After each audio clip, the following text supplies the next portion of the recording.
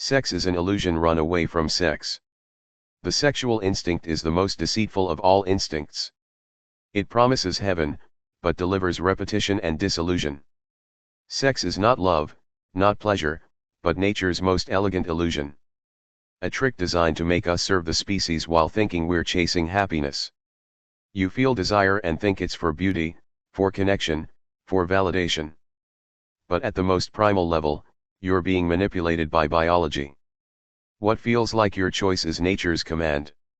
And for a while that lie works. Men devote their lives to it, building status, wealth, confidence just to earn access to the illusion. But eventually some men wake up. They see the pattern.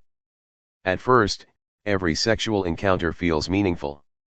The thrill of validation, the rush of newness, the illusion of conquest. But repeat it enough and you begin to notice the truth. It's the same script every time. Each new disappointment doesn't just hurt, it erodes desire itself. When it's satisfied too often, it numbs. That's the paradox that leads to sexual apathy.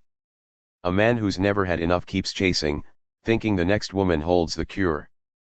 But a man who's had too much, he sees through the repetition, the performance, the emptiness behind the eyes, and suddenly sex feels less like fire and more like cheap drug. He's become a man who's finally outgrown the lie. Not because he's better than it, but because it no longer feeds what his soul needs. It is awakening. The moment when a man sees sex not as fulfillment, but as biological theater. When the illusion dies, it doesn't go quietly. It shatters everything that used to make sense. A man who once found meaning and desire now finds only silence. He looks around and realizes how much of his life revolved around the chase. The gym, the career, the clothes, the goals, all orbiting one hidden desire to be seen, to be wanted, to be chosen. Now that purpose is gone, and in its place there's a kind of emptiness that feels infinite, is no longer seduced by casual hookups, no longer entertained by fantasy. But that clarity doesn't bring peace, it brings grief. Because to awaken from illusion is to mourn the man who believed in it. Most human suffering comes not from pain but from boredom. And this boredom, this void is precisely what the disillusioned man faces. For the first time, the noise is gone. And without the noise of craving, there's only himself. He begins to feel something far worse than loneliness. He feels purposeless. Flirting feels childish. Hookups feel robotic. Even relationships feel hollow because he now sees that they were never truly about her. They were about him. Trying to fill a void that pleasure could never reach. And when the void finally becomes visible, he can't unsee it. This is the turning point.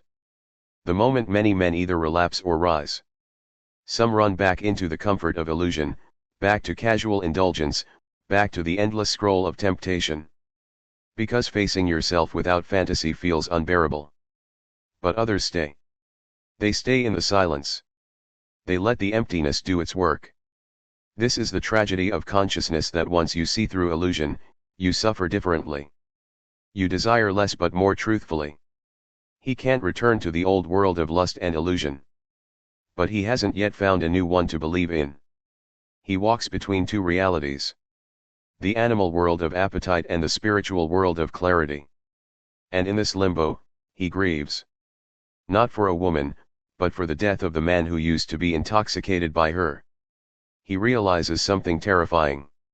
He discovers the female cannot be trusted. They are deceitful and prone to adultery. They have been even paying cash to men to fill their void with no success. He starts to sense something he hasn't felt before.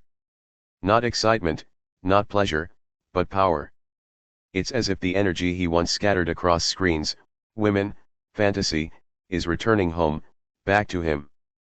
This was the first glimpse of freedom. When man no longer lives as nature's puppet, but as the witness of his own instincts, the transmutation of raw instinct into higher purpose. The sexual drive becomes creative power. The urge to possess becomes the will to build. The desire to conquer becomes the strength to create. He generates it from within. Most men spend their lives in the gravitational pull of desire, spinning endlessly between craving and release. But when a man steps outside that orbit, he becomes untouchable. He's no longer baited by woman, no longer hypnotized by validation, no longer enslaved by the world's marketing of lust as purpose. Thanks for watching our video. Please do like, comment, share and subscribe to receive more educational videos.